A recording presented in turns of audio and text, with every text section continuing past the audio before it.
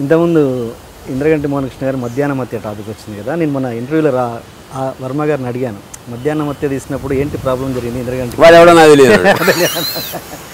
ఏంటి నిజంగానే వర్మ గారికి నిజంగా మర్చిపోతారా లేకపోతే ఆయన మీరు దగ్గరగా ట్రావెల్ చేశారు కదా ఆయనతో, ఏంటి మర్చిపోతాడు? ఎట్లా మర్చిపోతాడంటే దాన్ని నేనే ప్రత్యక్షమైన ఎగ్జాంపుల్.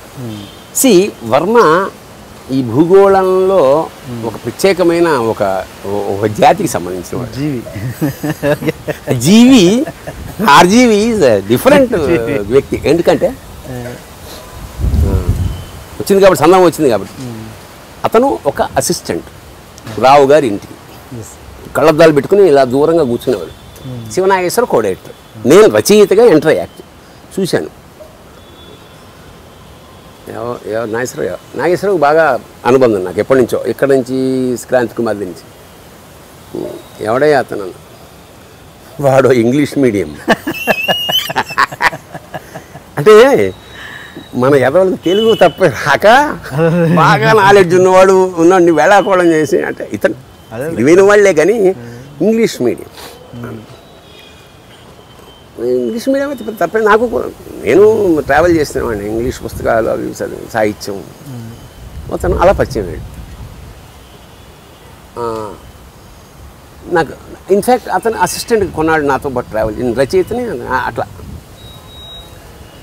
తర్వాత నేను ఏ కారణం చేతనో రాయలే సినిమా సంభవం.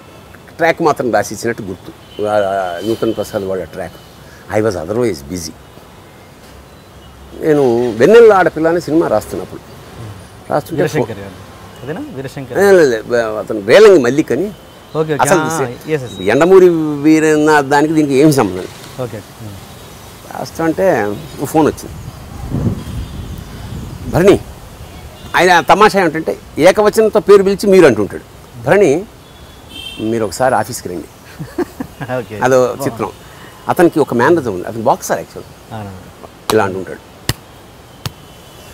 నా పరిస్థితి ఎలా ఉండేది అప్పుడు అంటే, ఇలా లాల్చి జీన్స్ ప్యాంటు, సిగరెట్టు, నవరత్న కిమాం కిళ్ళి, అంటే మంచి రైజులో ఉన్న రచయితని పైగా చాలా లిమిటెడ్గా రాసేవాడు. ఆరామ్సే నాకు నచ్చాలి, ఐ వాంట్ టు ఎంజాయ్ ఇది వర్క్. ఈ 32 అట్లా బిజీ ఉంది. ఇలాగే వెళ్ళా.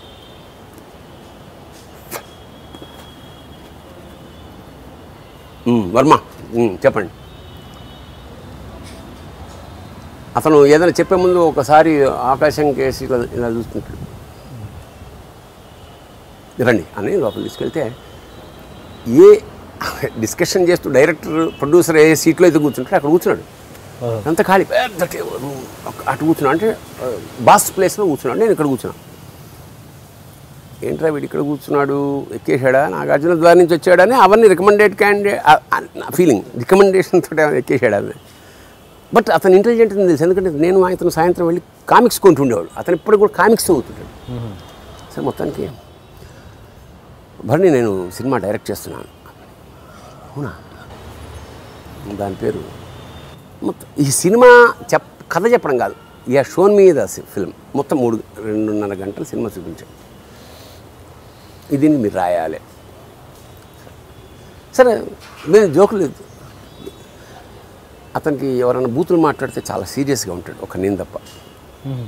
నేను బూత్ అంటే ఇంటెన్షన్గా మాట్లాడగా అది చెత్త నా కొడుకు ఏదో అనేస్తాం అనుకో, స్లిప్ ఆఫ్ టంగ్.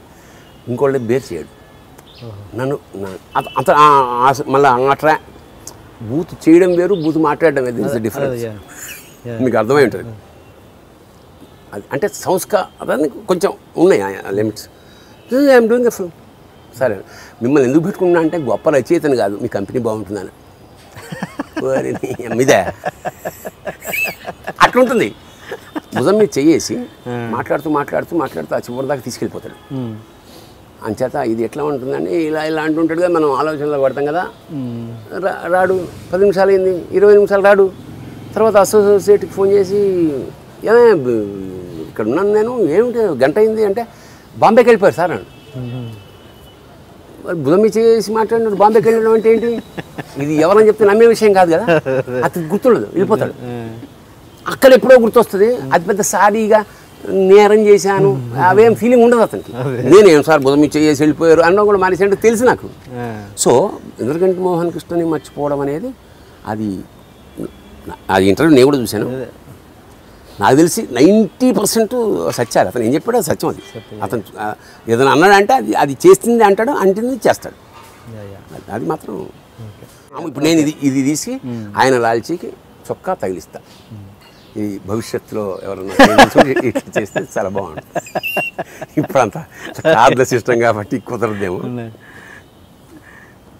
మళ్ళా 2 రౌండ్లు కొట్టొచ్చి పావలా అయినా ₹1,00,00,000 దానికి ఒక స్కీము ప్లానింగ్ ఉండాలి. పట్టుబడిపోతే ₹1,00,00,000 వాడికి ఏ శిక్ష కొన్నేళ్ల తర్వాత పడుతుంది. ఇక్కడే స్పాట్లో ఇస్తాడు మన ఆయన.